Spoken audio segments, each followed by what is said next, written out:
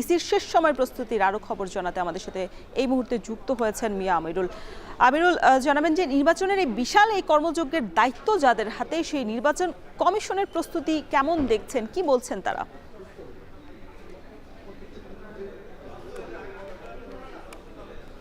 নির্বাচন কমিশন তাদের যে প্রস্তুতিগুলো রয়েছে একেবারে গুছিয়ে এনেছেন। এই মুহূর্তে যেটি চলছে সেটি হচ্ছে মূলত বিভিন্ন জায়গায় যে আইন শৃঙ্খলা সমন্বয় সেই বিষয়টি করছে নির্বাচন কমিশন। আপনি জেনে থাকবেন যে নির্বাচন কমিশনের যে কেন্দ্রীয় একটি সমন্বয় সেল রয়েছে, সেই সেলের মাধ্যমে মূলত কাজটি চলছে। যেহেতু দেশের আইন শৃঙ্খলা রক্ষায় ভোটের মাঠে প্রায় 9 লাখের মতো সদস্য রয়েছে, তারা সেটি করছেন। এবং একই সাথে আরও একটি বিষয় যে আগামীকাল থেকে মূলত ভোটের যে মালামাল রয়েছে সেই মালামালগুলো প্রিজাইডিং অফিসারের মাধ্যমে রিটার্নিং কর্মকর্তার কার্যালয় থেকে মূলত ভোট কেন্দ্রে পৌঁছে যাবে।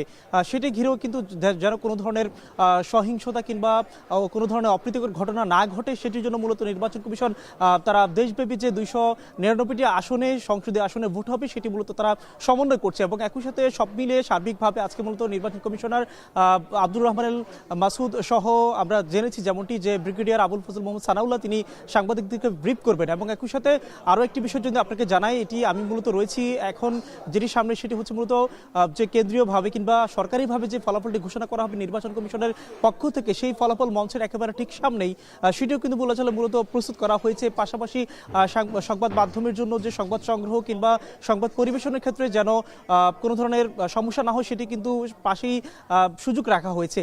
এবং একই সাথে আপনি যেমনটি বলছিলেন যে ভোটের যে কর্মযজ্ঞ নির্বাচন কমিশনের, যেহেতু তারা বেশ আরও প্রায় 1.5 থেকে 2 মাস আগে তারা বলেছে ভোটের সব ধরনের কর্মযজ্ঞ শেষ হয়ে এসেছে, তবে শেষ সময়ের যে ব্যাপারগুলো থাকে, যেহেতু পর্যবেক্ষক নিয়োগ করা হয়েছে এবং সকালে আপনি দেখেছেন যে ইউরোপীয় ইউনিয়নের প্রায় স্বল্পমেয়াদী 90 জন পর্যবেক্ষক তারা আজকে মাঠে নেমেছে। এবং এর আগেও প্রায় 54 থেকে 56 জনের মতো পর্যবেক্ষক তারা কিন্তু দীর্ঘমেয়াদে তারা বিভিন্ন জায়গায় পর্যবেক্ষণ করছে। সেই পর্যবেক্ষণের গতিবিধি কিংবা সেই পর্যবেক্ষণের যে কাজগুলো সেগুলো মূলত নির্বাচন কমিশন উপস্থাপন করা হচ্ছে এবং নির্বাচন কমিশন সেই অনুযায়ী মূলত বিভিন্ন ধরনের ব্যবস্থা নিচ্ছে। রশন,